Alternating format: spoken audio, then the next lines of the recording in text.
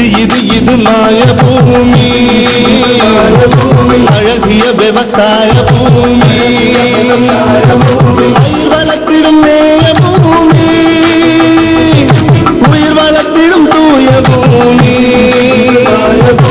அழகிய விவசாய பூமி, தாய்மடி என தாங்கும் பூமி, தொப்புள் கொடி நம்ம பூமி,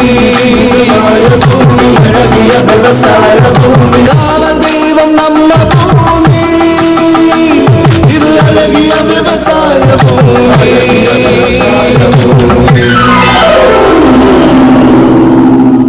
வணக்கம் வேளாண்மையாளர்களே, இந்திய வேளாண் அமைச்சகமும் கோயம்புத்தூர் தொலைக்காட்சி நிலையமும் இணைந்து வழங்கும் இந்த சிறுவட்ட ஒலிபரப்பு வேளாண் நிகழ்ச்சிக்கு உங்களை அன்போடு வரவேற்கிறோம். முதலில் சிந்தனை பெட்டகம். உழைப்பும் மகிழ்ச்சியுமே வாழ்க்கையின் சிறப்பு என்னும் சிந்தனை பெட்டகத்தோடு நிகழ்ச்சிக்கு செல்கிறோம். முதல் நிகழ்ச்சி வேளாண் செய்தி அறிக்கை.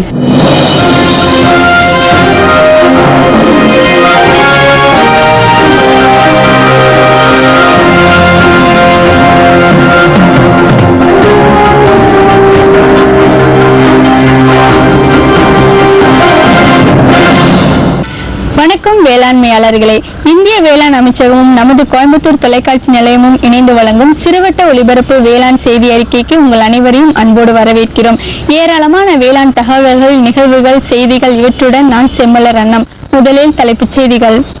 கற்பக மரம், வெண்ணாகல், வெற்றிப்பூ, காசி வில்வம், மூலிகை மரங்களின் சேலம், வெற்றிலை சாகுபடி, மயிலம்மாள் அனுபவ நீளம்.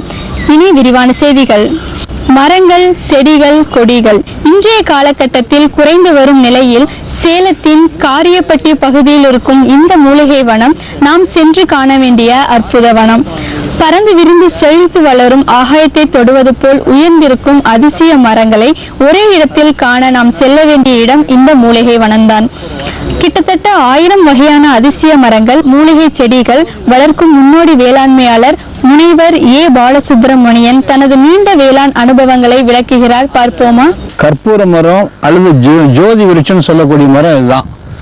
இதனுடைய எசன்ஸ், இந்த பட்டையில் எடுக்கக்கூடிய ஒரு எசன்ஸ் எடுத்து அந்த ஆர்டிஃபிஷியலாக செயற்கை முறையில் தயாரிக்கப்பட்ட பொருளில் இந்த எசன்ஸை கலந்து அப்படியே கற்பூரமாக்கிடுறாங்க. அதுதான் கற்பூரம். இது நல்ல வாசனை, இந்த இலையிலேயே அருமையான வாசனை, கற்பூர வாசனை இந்த இலையில வரும். இதுதான் ஜோதி விருட்சம் கூட பெரிய முத்தன மரமான தான் ஜோதி விருட்சம் சொல்லுவாங்க. சைசீஜியம் ஹெமிஸ்பெரிக்கன்னு சொல்லக்கூடிய வெண் நாவல். இது வெண் நாவல்னா பழம் வெள்ளையாகவே இருக்கும். ரொம்ப நமக்கு நம்பவே முடியாது. நாவல் பழத்துக்கு கலரை பற்றி சொல்லுவாங்க இல்லையா, நாவல் பழம் கலர்னு நிறத்துக்கே ஒரு உதாரணமாக சொல்லுவாங்க. ஆனால் இது என்னன்னு கேட்டிங்கன்னா, இது வெள்ளையாக இருக்கும், வெள்ளையாக பழம் இருக்கும், ரொம்ப சுவையாக இருக்கும், அதே நாவல் சுவை இருக்கும். இது ஒரு அபூர்வமான அரிதான மரங்கள். வெற்றிப்பூன்னு சொல்லக்கூடிய மன்னர்கள் வெற்றி அடைஞ்ச உடனே, போரில் வெற்றி அடைஞ்ச உடனே இந்த மலர் சூடி தான் வருவாங்களாம். அந்த வெற்றிப்பூவில் எவ்வளோ மனம் இருக்கு பாருங்க, என்ன இனிமையான மனம் பாருங்க. அவ்வளோ அழகான மரம் பூரா பூத்து கொள்ளுங்குது, கண்கொள்ளா காட்சியாக இருக்கு பாருங்க. இது ஆண்டுக்கு ஒரு முறை பூக்குங்க. இப்போ இது 2வது வருஷம் பூத்துருக்கு. ரொம்ப அருமையான நறுமணம், சுத்திலும் எவ்வளோ நறுமணம் இருக்கு பாருங்க. இவ்வளவு மன்னர்கள் ஏன் தேர்ந்தெடுத்தாங்கன்னு நமக்கு தெரியல. அவ்வளோ அற்புதமானது இருக்குது. நம்ம இட்லி பூன்னு சொல்ல பார்த்தீங்கன்னா கடையில் பாருங்க, அந்த இட்லி பூவோட ஒரிஜினல் இதுதான் பிரீடு. ஒரிஜினல் பிரீடு தானே ஆரம்பத்தில் காடுகளில் இருந்தது இந்த வெற்றி தான். அதுக்கப்புறம் கலப்பினமாக உருவாக்கப்பட்ட ரகம் தான் மற்றதெல்லாம். இதுதான் பாருங்க, இது பாருங்க, பெரிய இலைகளை கொண்டது காசி வில்வம்னு சொல்லக்கூடிய மரம். இது 3 இலை தான் இருக்கும். காசி வில்வம். இதனுடைய பழம் கிட்டத்தட்ட ஒரு 3 கிலோ அளவுக்கு நல்ல அளவுக்கு பெரிய பழமாக இருக்கும். இதை வட இந்தியாவில் இந்த ஜூஸ் போட்டு நிறைய கொடுக்குறாங்க. நிறைய மக்கள் உடல் குளிர்ச்சிக்காக இதனுடைய பழங்களை, கனிகளை நிறைய ஜூஸ் போட்டு சாப்பிட்றாங்க. நாம் வில்வ பழத்தை யாருமே சாப்பிட்ற வழக்கத்தில் இல்லை, விளாம்பரம் தான் சாப்பிட்றோம். இதையும் நாம் இனிமேல் ஒரு உணவாக சேர்த்துக்க வேண்டிய ஒரு சூழ்நிலையை நாம் உருவாக்கிக்கணும். பேரிக்காய்ங்க, இது 5000 அடி உயரத்துக்கு மேலே இருக்க மலை பிரதேசங்களில் விளையக்கூடிய பேரிக்காய். இந்த இடத்துல சாதாரணமாக இந்த காரிப்பட்டி, சேலத்தில் இது விளையும்னு சொல்லி நம்ம கற்பனை பண்ணி கூட நினைக்க முடியாது. ஆனால் ஏன் வராதுன்னு சொல்லி ஒரு எண்ணத்தில் கொண்டு வச்சேன். பாருங்கள், இந்த காய்க்கிங்க இந்த இடத்துலலாம் எவ்வளோ ஒரு விளைச்சலை கொடுக்குது பாருங்கள். இது எவ்வளோ ஒரு மனதுக்கு ஒரு ரொம்ப எவ்வளோ மகிழ்ச்சியை கொடுக்குது. இங்கே இருக்கிற மக்களுக்கும் பேரிக்காயை பார்க்குறதுக்கு ஒரு பெரிய அரிதான வருது. எல்லாமே நல்ல நீர்ச்சத்து கொண்ட வைட்டமின் சி சத்துள்ள கனிகள். இதெல்லாம் கிரஷன்சியா குஜெட்டேன்னு சொல்லக்கூடிய இது திருவோடு மரம். திருவோடு மரம் என்ன, வாழ்க்கையில் வந்து ஒரு முக்தி அடைஞ்சவர்கள் ஞானிகள் அவங்கெல்லாம் தான் இதில் தான் உணவு இருந்தணும், அதுக்காக பயன்படுத்தக்கூடிய திருவோடு இது. வடஞ்சால பார்த்தீங்கன்னா பிளாஸ்டிக் தட்டில் எல்லாம் போய் பண்ணால் பிச்சை விழுவாது, இந்த தட்டுக்கு தான் பிச்சை கிடைக்கும். அந்த அளவுக்கு வந்து இது ஒரு மகத்துவமும் இயற்கை மகத்துவம் உண்டு. இதே மாதிரி பிச்சை எடுக்கிற ஞானிகள் அதை வாழ்க்கையில் இது பண்ணவங்கலாம் இவங்கெல்லாம் பிச்சை எடுக்கும்போது இதில் தான் எடுத்து உணவு அருந்தணும். அப்படிப்பட்ட ஒரு தாவரங்கள் இது. இந்த அரக்கேரியாங்கிற ஒரு குடும்பம் சார்ந்த தாவரங்கள் எல்லாம் பார்த்தீங்கன்னா இது டைனோசர் காலத்தினுடைய ஏஜில் கடைசி கட்டங்களில் உலகத்தில் வாழ்ந்த ஜிம்னோஸ்போங்கிற வகையை சார்ந்த ஒரு தாவர இனத்தில் இது இருக்குது. இது வந்து ரொம்ப அபூர்வமான அரிதான தாவரம் தான். இது ஒரு 5000 அடி உயரம் மலைகளில் மேலே தான் இது வாழும். ஒரு சிறிய விளம்பர இடைவெளிக்கு பின் வேளாண் செய்தி அறிக்கை தொடரும். சரிங்க சரிங்க. இவ்வளவு நேரம் சிரிச்சு யார்கிட்ட பேசிட்டு இருந்தீங்க? விவசாயிகள் கால் சென்டர் நிபுணர்கிட்ட பயிர்கள் பத்தி யோசனை கேட்டுட்டு இருந்தேன். காலையில சரி, மதியானம் கூடவா? விவசாயிகள் கால் சென்டர் காலையில 6 மணில இருந்து ராத்திரி 10 மணி வரை திறந்திருக்கும். ஞாயிற்றுக்கிழமை கூடவா? ஆமா, வருஷத்துல 365 நாளும் திறந்திருக்கும். விவசாயம் சம்பந்தப்பட்ட பிரச்சனைகளுக்கு தங்கள் மொழியில் உடனே தீர்வு பெற இந்தியாவில் எங்கிருந்தும் எந்த போன் மூலமும் தேசிய ஹெல்ப்லைன் நம்பர் 1800-180-1551 தொடர்பு கொள்ளவும். வேளாண் செய்தி அறிக்கையை தொடர்கின்றன. வெற்றிலை மங்கள பொருளாக கொண்டாடப்படும் நிலை நம் சமூகத்தில் இன்றும் உண்டு. பூஜை, கொண்டாட்டம், பண்டிகைகள், திருமணம் எல்லாவற்றிலும் வெற்றிலைக்கு முதலிடம் உண்டு. வெற்றிலை சாகுபடி மிகுந்த தொழில் நுணுக்கங்கள் உடையது. வெற்றிலை கொடிகால்கள் பச்சை பசேல் என்று செழித்திருக்கும். ஆத்தூர் அக்கரைப்பட்டிக்கு செல்லலாம். முன்னோடி வேளாண்மையாளர் மயிலம்மாள் வெற்றிலை சாகுபடியின் வெற்றி கதையினை கூறுகிறார், வாருங்கள். திண்டுக்கல் மாவட்டம் ஆத்தூர் அக்கரைப்பட்டி கிராமத்துல இருந்து விவசாயி மயிலம்மாள் அவங்களை இன்னைக்கு சந்திக்க போகிறோம். அவங்க என்ன பயிர் செய்கிறாங்கன்னு பார்த்தீங்கன்னா வந்து குடிப்பயிராக இருக்கும் வெற்றிலை சாகுபடி அவங்க பண்ணிக்கிட்டு இருக்கிறாங்க. அதில் என்னென்ன இடையூறு இருக்குது, அதை எப்படி எப்படி பண்ணலாம் அப்படிங்கிறத இன்னைக்கு அவங்கள்ட்ட நம்ம கேட்டு தெரிஞ்சுக்க போகிறோம். வாங்க. இந்த பயிர் முதல்ல எப்படி சாகுபடி பண்ணுறது, இடத்தை எப்படி தயார்படுத்துறது, முதல்ல அதுலேருந்து சொல்லுங்களேன். முதல்ல உழுவாங்க சார். சரி. முதல்ல உழுதி நல்லா அப்புறம் பார் போடுவாங்க. பார் போட்டு அப்புறம் வெத்தலை கொடி நடுவாங்க. கீரை நடுவாங்க. கீரை நடந்து ஒரு கொஞ்சம் வளர்த்து வந்தோடனே ஒரு 5 அடி வந்த உடனே அப்புறம் அந்த வெத்தலை கொடி நட்டு விட்டு தண்ணி வச்சிருவாங்க. சரி, இது எத்தனை அடிக்கு ஒருக்க இந்த வந்து வெத்தலை கண்ணு நடணும்? இது கண்ணை நடுவீங்களா இல்லை தண்டா வெட்டி வைப்பீங்களா? அதை பற்றி சொல்லுங்க. தண்டை அப்படியே 2-3 வெத்தலை இருக்க மாதிரி தண்டா வெட்டி அப்படியே ஊனி விட்டுருவாங்க. அது அப்படியே பறந்து அகத்தியில் ஏறிடும். ஸோ இந்த வெற்றிலை வந்து கொடி பயிராக இருக்கிறதுனால அகத்தி வந்து நட்டி ஆகணும். நட்டா கொடி இப்போ வேற கொடி எங்காடி கொடி கீழே போயிடும்ல, மேலே வர்றதுக்காக அந்த அகத்தி நடுறாங்க. சரி, இந்த கொடி பயிராக இருக்கிறது வந்து இப்போ நீங்கள் தண்டை வெட்டி வைக்கிறீங்க, இது எவ்வளோ நாள் ஆகும்? பயிராக வளர்ந்து வெற்றிலையாக நமக்கு கிடைக்கணும்னா எவ்வளோ நாள் ஆகும்? ஒரு 6 மாதம் ஆகும். 6 மாதம் ஆகும். இந்த 6 மாதத்தில் இதுக்கு என்னென்ன உரங்கள், இயற்கை உரமா செயற்கை உரமா, தண்ணீர் எப்படி? இந்த இயற்கை எருவு, இந்த மண்டல் மண்ணு போடுவாங்க. முதல் பறிப்புக்கு எவ்வளோ நாள் ஆகும்? அதே 6 மாதம் ஆகும். 6 மாதம் ஆகும். அப்புறம் தேர்ந்து மாதம் 5 நாள் உடச்சிக்கிட்டு இருக்கோம். முதல்ல பயிர் வந்து வளர்ந்து கொடி வந்து வர்றதுக்கு 6 மாதம் ஆகும். அப்புறம் 5 நாளுக்கு 1 மாதத்துக்கு வெத்தலை கிளிக்கிட்டே இருக்கலாம். 4 வருஷம் 3 வருஷத்துக்கு. சரி, இப்போ வந்து 6 மாதத்துக்கு அப்புறம் முதல் பறிப்பு பறிக்கலாம்னு சொல்றீங்க. அந்த மாதத்தில் எவ்வளோ நாளைக்கு ஒருக்க பறிப்பீங்க? அதே 5 நாளைக்கு இருக்கா, 1 மாதத்துக்கு இருக்கா. 5னா 1 மாதம் வெத்தலை பொறுத்து வெடிப்பாங்க. சரி, ஒரு பறிப்புக்கு எவ்வளவு வந்து உங்களுக்கு எண்ணிக்கையில் வரும்? அதை பற்றி சொல்லுங்களேன். அது நிறையா வரும் சார். நிறையா இருக்குல்ல, நிறையா கண்ணியாக ஒடிச்சிட்டு போவாங்க. இப்போ ஒரு நாளைக்கு 10 கிலோ 50 கிலோ 20 கிலோ இப்படி ஒடிச்சு டெய்லி கொடுத்துருவாங்க. சரி, இப்போ நீங்கள் எத்தனை ஏக்கரில் இந்த கொடி பயிரை இந்த வந்து வெற்றிலையை போட்டிருக்கீங்க? நாங்கள் வந்து 8 ஏக்கருமே போட்டோம். நீங்கள் வந்து 8 ஏக்கர் எங்கள் பங்களுக்கு 8 ஏக்கருமே நாங்கள் கொடி தென்னம்பிள்ளை வச்சு கொடுத்து அவங்களுக்கு கொடிக்கால் கொடுத்து தென்னம்பிள்ளை வளர்த்து கொடுத்தாங்க. அவங்க இந்த வெத்தலை கொடி அவங்க எடுத்துக்கிட்டாங்க. நாங்கள் வெத்தலை கண்டு எங்களுக்கு வந்து காப்பு வந்துருச்சு. நாங்கள் 4 வருஷம் அந்த கொடிக்காய் வச்சு தென்னம்பிள்ளை அதனால உண்டாக்கி காய் வாங்கிட்டு 3 காய் வெட்டுறோம். சரி, இந்த கொடி பயிரா இப்போ வந்து இந்த வெற்றிலையை வந்து நீங்கள் வந்து வியாபாரத்துக்கு கான்ட்ராக்ட் விட்டுருக்கீங்க, இல்லை நீங்கள் சுயமாக வந்து வெளியில் மார்க்கெட்டிங் பண்ணுறீங்க? வந்து வியாபாரம் எடுத்துகிட்டு போயிடுவாங்க. அவங்களே கிள்ளி அவங்க நிறுத்தி இடம் போட்டு எடுத்துகிட்டு போயிடுவாங்க. நாங்கள் அழைய வேண்டியதில்லை, அவங்களே எடுத்துகிட்டு போயிடுவாங்க. சரி, ஒரு வருஷத்துக்கு உங்களுக்கு எவ்வளோ வந்து ரூபாய் கிடைக்குது? ஏக்கர் வந்து 10,000 கொடுத்துருவாங்க. வருஷத்துக்கு ஒரு ஏக்கருக்கு 10,000 பேசிடுவாங்க. வருஷத்துக்கு 10,000 அவங்க வந்து தண்ணி வச்சு கொடுத்து அவங்களே எல்லாம் எடுத்துட்டு எங்கள் கண்ணை வளர்த்து கொடுத்துருவாங்க. சரி, இப்போ வருஷத்துக்கு 10,000 இது வந்து எத்தனை வருடங்கள் இது உங்களுக்கு வந்து பலன் தரும்? உங்களுக்கு வந்து அதே 3 வருஷம் அவங்க கொடுத்து அவங்க எடுத்துக்கலாம். 3 வருஷம் நல்லா இருந்தால் 4 வருஷம் இல்லாட்டி 3 வருஷத்துல அடிச்சிருவாங்க. விவசாயி மயிலம்மாள் என்ன சொல்றாங்க அப்படின்னா, அவங்க வந்து குடிப்பயிரா இருக்கிற அந்த வெற்றிலையை வந்து அவங்க இடத்துல போட்டுட்டு அவங்க வந்து குத்தகைக்கு வருஷத்துக்கு 10,000 ரூபாய் விட்டுட்டாங்க. இப்போ அதன் மூலியமா அவங்களுக்கு வந்து அதிக லாபம் இல்லை என்றாலும் அவங்க வந்து இந்த பயிர் வந்து இப்போ இருக்க காலகட்டத்தில் வந்து தண்ணீர் பற்றாக்குறை மிகவும் அதிகமாக இருக்கிறதுனால பயிர்கள் வந்து ரொம்ப வந்து அவங்க எதிர்பார்த்த அளவு அவங்களுக்கு வருமானம் கிடைக்கவில்லை. குத்தகைக்கு எடுத்தவங்களும் மிகவும் கஷ்டப்படுறாங்கன்னு சொல்றாங்க. அதை பத்தி அவங்க மேலும் என்ன சொல்றாங்க கேட்டு தெரிஞ்சுக்கோங்க. கொஞ்சம் கம்மியாக தான் சார். இப்போ தண்ணி வசதி தான் நல்லா கிடைக்கும், அவங்களுக்கும் நல்ல பழம் இருக்கும், செடி நிறையா காய்க்கும். இப்போ கொஞ்சம் தண்ணினால கொஞ்சம் அவங்களுக்கு கொஞ்சம் இதாகத்தான் இருக்கும். சரி, இதுக்கு தண்ணீர் வந்து எவ்வளவு நாளைக்கு ஒருக்கா பாய்ச்சணும்? இது தண்ணீர் ரொம்ப அவசியமா, அதை சொல்லுங்க. தண்ணி தாங்க முக்கியம். முதல்ல இதுக்கு தண்ணி தப்பு நிற்கணும். 4 நாளுக்கு பாய்ச்சுவாங்க, 4 நாளுக்கு தண்ணி பாய்ச்சுவாங்க. எத்தனை நாளைக்கு ஒருக்கா இதுக்கு வந்து தண்ணி பாய்ச்சுவாங்க? அதான் 4 நாளுக்கு ஒரு ரூபா பாய்ச்சுவாங்க. 4 நாளுக்கு ஒரு 5 நாளுக்கு ஒரு பார்த்து கற்றுக்கிறது நிறையா வைப்பாங்க. தண்ணியும் மெயினாக வைக்கணும் இருக்கு. அப்படியே நல்லா பயிர் வரும், நல்லா அகத்தி வரும், வெத்த நல்லா இப்போ நிறையா கிடைக்கும், நல்லா வரும். சரி, இது இப்போ இந்த வெற்றிலையை வந்து இப்போ வந்து சாகுபடி நீங்கள் சொல்கிற கருத்தை பார்த்தா ரொம்ப விவசாயிகள் வந்து சாகுபடி ரொம்ப குறைஞ்சிக்கிட்டு இருக்கு ஒவ்வொரு நாளும் அப்படின்னு உங்களுடைய கருத்தாக இருக்குது. இப்போ மேற்கொண்டு தண்ணி வசதி உள்ளவங்க இந்த வந்து வெற்றிலை சாகுபடி செஞ்சால் அவங்களுக்கு பலன் தருமா? இப்போ எப்படி சார் வரும்? கிடைக்காது இல்லை. தண்ணி பலன் இல்லைன்னு அவங்களுக்கு விளையாட சொல்ல முடியாது. கொஞ்சம் நஷ்டம் தானே அவங்களுக்கு. தண்ணி தான் அவங்களுக்கு நல்ல லாபம் தான், தண்ணி தானே கொஞ்சம் நஷ்டம் தான். இப்படி காஞ்சி எப்படி சார் வரல தண்ணி வரும்? அகத்தையும் பசு கொடுக்காதுல்ல, பழுத்துருங்க.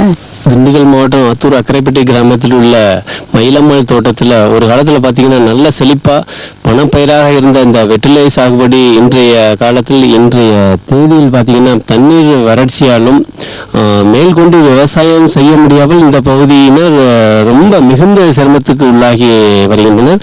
அவர்கள் போட்ட அந்த 3 வருட பயிர்கள் வந்து 2 வருடத்திற்குள்ளேயே சுருங்கிவிடும் நிலைமை கண்கூடாக தெரிகின்றது.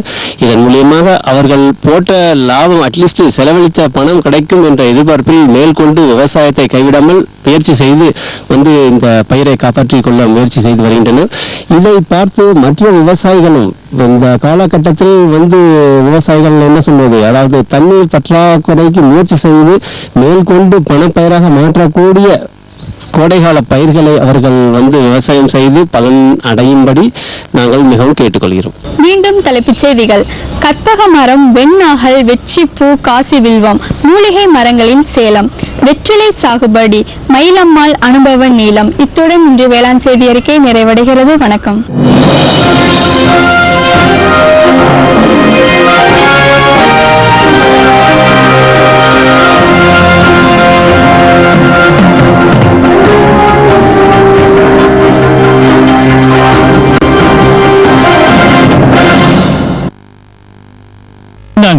வேற ஏதாவது போதும். இது என்னப்பா இவ்வளவு குறைவா வருமா? விவசாயத்தை விட போறீங்களா? விவசாயத்தை இல்ல, அறியாமைய விடுறேன். மண் பரிசோதனை செஞ்சேன். இனிமே என்ன எத்தனை அவசியமோ அத்தனை உரம் தான் நிலத்துல போடுவேன். ஆமா விவசாய சகோதரர்களே, இன்று உங்கள் மாவட்டத்தின் அருகில் உள்ள மண் பரிசோதனை கூடத்தில் உங்கள் மண்ணை பரிசோதியுங்கள். மண் சத்து, ஈரப்பதம், செடி வளர்ச்சியை சரிபார்த்து அவசியத்திற்கு ஏற்றவாறு மட்டுமே சத்துக்களை போடுங்கள். மேலும் சல்பர், ஜிங்க் மற்றும் போரோன் போன்ற சத்துக்களையும் சரிபார்க்க மறவாதீர்கள். ரசாயன உரம் மற்றும் ஆர்கானிக் உரத்தை சரியான முறையில் பயன்படுத்தி நில வளத்தை பராமரியுங்கள். உற்பத்தியை பெருக்குங்கள், செலவை குறையுங்கள், அந்நிய செலாவணியை சேமிக்க உதவிடுங்கள்.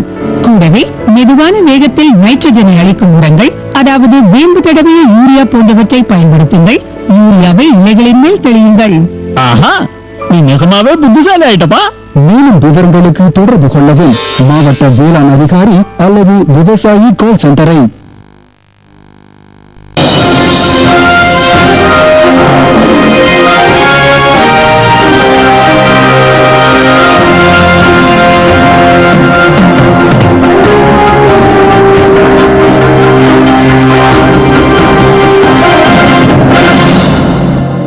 வணக்கம். நாங்கள் தமிழ்நாடு வேளாண்மை பல்கலைக்கழகத்திலிருந்து பிஎம் பிஹெச்டி ஸ்டூடெண்ட்ஸ் உங்களுடைய ஃபார்மை விசிட் பண்ணுறதுக்காக வந்திருக்கிறோம். என் பேர் அனிதா பாலி, நான் பிஹெச்டி பண்ணுறேன். நீங்கள் வந்து சொன்னீங்க கோழியில் வந்து நல்ல வருமானம் கிடைக்குதுன்ட்டு. அதை பராமரிக்கிறதுக்கு ஒரு மாதத்துக்கு எவ்வளோ செலவாகுது சொன்னீங்கன்னா பயனுள்ளதாக இருக்குங்க. அதாவது கோழி வளர்ப்புங்கிறது வந்து வெளியில் பார்த்தா கொஞ்சம் இலகுவான வேலையாக தெரியும். ஆனால் இதை வந்து ஃபீல்டில் இறங்கி பார்க்குறப்ப பார்த்தீங்கன்னா தினம் வந்து அதுக்கு வந்து தவறாமல் வந்து நீர் அது 3 நேரம் சப்ளை பண்ணணும். 1. 2வது ஃபுட்டு வந்து 2 நேரம் கொடுக்கணும். மூணாவது வந்து அது இருக்கிற இடம் வந்து ரொம்ப சுத்தமாகவும் மெடிசன்லாம் போட்டு வேற அந்த மாதிரி மற்ற பெஸ்டிசைட்ஸ் இதெல்லாம் வந்து உள்ளே ஏறாமல் பூச்சியெல்லாம் வராமல் நம்ம கவனமாக பார்த்துக்கணுங்க. இதுக்கு வந்து மாதம் பார்த்திங்கன்னா ஒரு நேரத்துக்கு இப்போ 40 கோழிகள் இருக்குன்னா 2 பேருக்கு வேலை சரியாக இருக்கும், காலையிலையும் மாலையிலையும். அவங்களுக்கு வந்து நம்ம வந்து தனியாக சம்பளம் போட்டு பண்ணோம்னா கிட்டத்தட்ட மாதம் வந்து இன்னைக்கு கோயம்புத்தூரில் லேபரை பொறுத்த வரைக்கும் பார்த்தீங்கன்னா ரொம்ப ரேர் கிடைக்கிறது. அப்படியே கிடைச்சாலும் நம்ம பார்க்குற அளவுக்கு பார்க்க மாட்டாங்க, நம்ம பார்த்து சொந்தமாக பார்க்குற அளவுக்கு திருப்தி வராது. அதனால் நாங்கள் வந்து இங்கே வேலைக்காரங்களாம் யாரும் வைக்கிறதில்ல, நாங்கள் எங்களுடைய குடும்ப உறுப்பினர் மட்டும் யார் அவைலபிளாக இருக்கிறாங்களோ அவங்க அந்த நேரத்தில் ஒர்க் பண்ணுவாங்க. மேக்ஸிமம் வந்து என்னுடைய துணை வந்து திருமதி சுமதி அவங்க தான் வந்து இதை மேக்ஸிமம் பராமரிப்பு பண்ணிக்கிறாங்க. பை ப்ரொஃபஷன் நான் வழக்கறிஞராக போயிட்டேன், ஆனால் எனக்கு கோர்ட் ஒர்க் அதிகமாக இருக்குது, அதனால் ஈவினிங் தான் வர முடியும். என்னுடைய சன் வந்து MBA முடிச்சிட்டாரு, அவரும் வந்து பார்த்துக்கிறாரு. எல்லாருடைய கூட்டு முயற்சியால தான் இதை பண்ணிட்டு இருக்கோம். நாங்கள் லேபர் அப்படிங்கிறதுக்கு அப்ராக்சிமேட்டாக சொல்லணும்னா மாதம் ஒருத்தர் வச்சோம்னா ஒரு 5000 ரூபாய் அவங்களுக்கு மட்டும் தனியாக வந்து எக்ஸ்பென்சஸ் ஆஃப் லேபர்னு போயிருங்க. இல்லை, கோழிக்கு உணவு கொடுக்கறதுக்கு மட்டுமே ஒரு மாசத்துக்கு நீங்க எவ்வளவு பயன்படுத்துறீங்க, ஸ்பெண்ட் பண்றீங்க? இப்போ ஒரு 50 பெரிய கோழிகள் இருக்கு அப்படின்னா அதுக்கு வந்து ஒரு மூட்டை ராகி, ஒரு மூட்டை கம்பு ரெண்டையும் மிக்ஸ் பண்ணி, இது இல்லாமல் மக்காச்சோளம் வாங்குவோம். அப்போ பார்த்தீங்கன்னா ஒரு மூட்டை ராகின்னு எடுத்தீங்கன்னா இன்னைக்கு வந்து மார்க்கெட் ரேட்டு 2200 ரூபாய்க்கு மேலே போயிடுச்சுங்க. கிலோ வந்து 30 ரூபாய்க்கு வந்தாச்சு, 50 கிலோ பை சொல்கிறேன் நான். அடுத்தது கம்பு எடுத்திங்கன்னா 20 ரூபாயிலேருந்து 24 ரூபா வரைக்கும் விற்கிதுங்க. அதெல்லாம் நாங்கள் வந்து கிலோ கணக்கில் வாங்க மாட்டோம், மூட்டை கணக்கில் வாங்கி மண்டியிலேருந்து வாங்கி எடுத்துக்குவோம். அதனால் பார்த்தீங்கன்னா எங்களுக்கு காஸ்ட்டு வந்து மாதம் வந்து ஒரு 4500 ரூபாய்க்கிட்ட செலவாகுங்க ஃபீடுக்கு மட்டும். இப்போ வந்து பார்த்தீங்கன்னா இந்த கழிவுகளெல்லாம் இந்த சேவலேருந்து வரக்கூடிய கழிவுகளை வந்து என்ன மாதிரி மேனேஜ் பண்ணுறீங்க, அதை பற்றி கொஞ்சம் சொல்லுங்கள். விவசாயிகள்லாம் சாதாரணமாக வீட்டில் வளர்க்குறவங்கலாம் வந்து அதை எச்சம்னு சொல்லி தூக்கி வெளியே கடாசிடுவாங்க. ஆனால் அது வந்து கேரளாவில் மிகப்பெரிய லெவலில் அது வரவேற்கப்படுதுங்க. இதை வந்து லோடு கணக்கில் எடுத்து அவங்க வந்து அங்கே வந்து ஃபர்டிலைசராக வந்து மிக்சிங் பண்ணி ஃபர்டிலைசர்ஸ்லாம் தயார் பண்ணுறாங்க. இதை வந்து சரியான முறையில் பயன்படுத்தணும்னு வச்சுக்கோங்க, மிகப்பெரிய அது விவசாயத்துக்கு மிகவும் பயன்படக்கூடிய ஒரு உரமாக, இயற்கை உரமாக இதை நம்ம பயன்படுத்திக்கலாங்க. இந்த இயற்கை உரத்தை பயன்படுத்திங்கன்னா ரோஸ் செடியில் நீங்கள் மற்ற பூஸ்டர்ஸ் இதெல்லாம் போடாமல் இந்த எருவை கொடுத்தீங்கனாலே அருமையான ஈல்டு வரும், அதில் அருமையான ஈல்டு வருங்க அது.